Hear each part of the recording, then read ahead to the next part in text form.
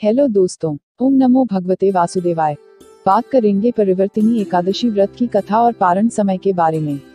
उससे पहले अगर आप हमारे चैनल पर नए हैं तो चैनल को सब्सक्राइब करें और बेल आइकॉन पर क्लिक करें ताकि आपको हमारे आने वाले हर वीडियो की अपडेट मिलती रहे। मान्यताओं के अनुसार परिवर्तिनी एकादशी के दिन भगवान विष्णु करवट लेते हैं, इसलिए इस एकादशी का देवशयनी और देवउठनी एकादशी के समान महत्व माना जाता है। इस दिन भगवान श्री विष्णु के वामन रूप की पूजा की जाती है। परिवर्तनी एकादशी को मनोकामना पूरी करने वाली एकादशी कहा जाता है। एकादशी के दिन विष्णु लक्ष्मी की सच्चे मन से पूजा करने पर व्यक्ति समस्त पापों से मुक्ति पाता है और मोक्ष प्राप्त करता है। ऐसे करें एकादशी के दिन पूजा। एकादशी के दिन सूर्योदय से पहले उठें और स्नान के बाद भगवान विष्णु और माता लक्ष्मी की पूजा करें। इस दिन भगवान के वामन रूप की भी पूजा करनी चाहिए। भगवान विष्णु को स्नान कराकर फूल पत्तों और खासकर कमल के फूल से मंदिर सजाएं। उसके बाद रोली का तिलक लगाकर अक्षत अर्पित करें और मिठाई का भोग लगाएं। भगवान विष्णु और लक्ष्मी जी की आरती की जाती है। इस दिन रात्रि में भजन कीर्तन करने का विशेष महत्व है। इस दिन ब्रह्मचर्य का पालन करना चाहिए। युधिष्ठिर कहने लगे कि हे भगवान, भाद्रपद शुक्ल एकादशी का क्या नाम है? इसकी विधि तथा इसका महात्म्य कृपा करके कहिए। तब भगवान श्री कृष्ण कहने लगे कि इस पुण्य, स्वर्ग और मोक्ष को देने वाली तथा सब पापों का नाश करने वाली उत्तम वामन एकादशी का महात्म्य मैं तुमसे कहता हूँ।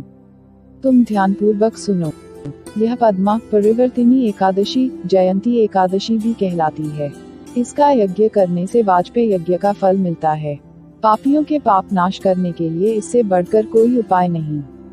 जो मनुष्य इस एकादशी के दिन मेरी वामन रूप की पूजा करता है उससे तीनों लोग पूज्य होते हैं।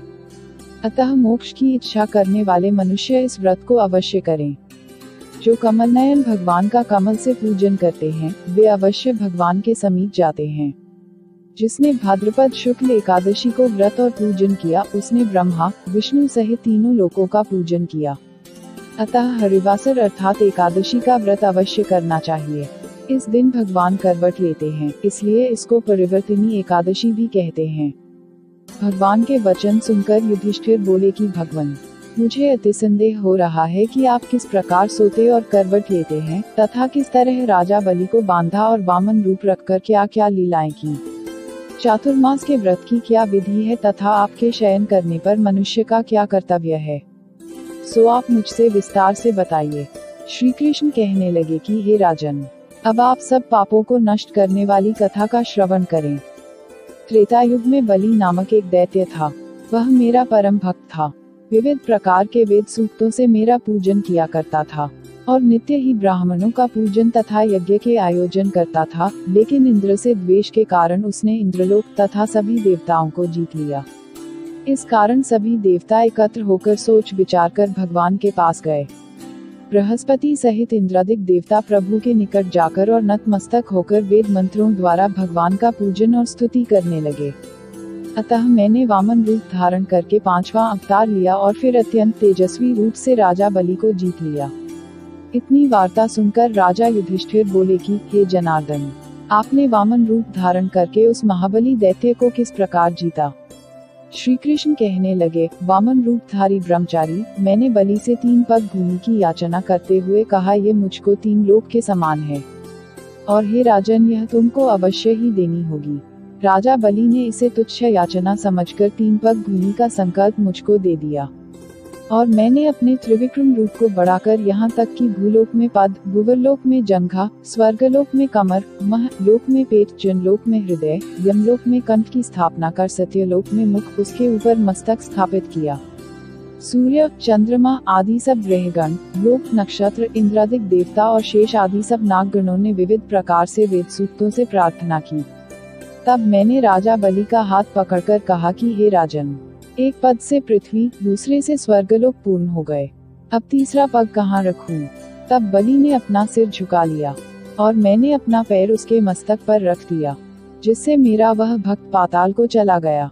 फिर उसकी विनती और नम्रता को देखकर मैंने कहा कि हे बलि, मैं सदैव तुम्हारे निकट ही रहूंगा। विरोचन पुत्र बलि से कहने पर भाद्रपद शुक्ल एकादशी के दिन बलि के आश्रम पर मेरी मूर्ति स्थापित हुई। इसी प्रकार दूसरी क्षीरसागर में शेषनाग के पष्ठ पर हुई। हे राजन, इस एकादशी को भगवान शयन करते हुए करवट लेते हैं, इसलिए तीनों लोकों के स्वामी भगवान विष्णु का उस दिन पूजन करना चाहिए। इस दिन तांबा, चांदी, चावल और दही का दान करना उचित है। रात्रि को जागरण अवश्य करना चाहिए। जो विधि पूर्वक इस एकादशी का व्रत करते हैं, वे सब पापों से मुक्त होकर स्वर्ग में जाकर चंद्रमा के समान प्रकाशित होते हैं और यश पाते हैं। जो इस पाप नाशक कथा को पढ़ते या सुनते हैं, उनको 1000 अश्वमेध यज्ञ का फल प्राप्त होता है।